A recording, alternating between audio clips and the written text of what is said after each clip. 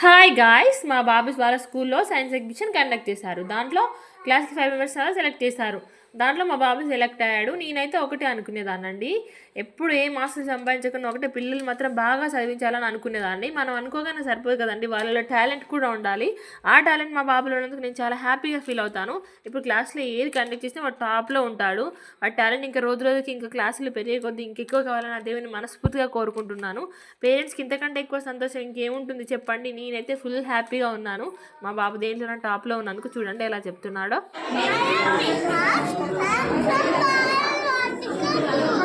Hands ముందు పెట్టు.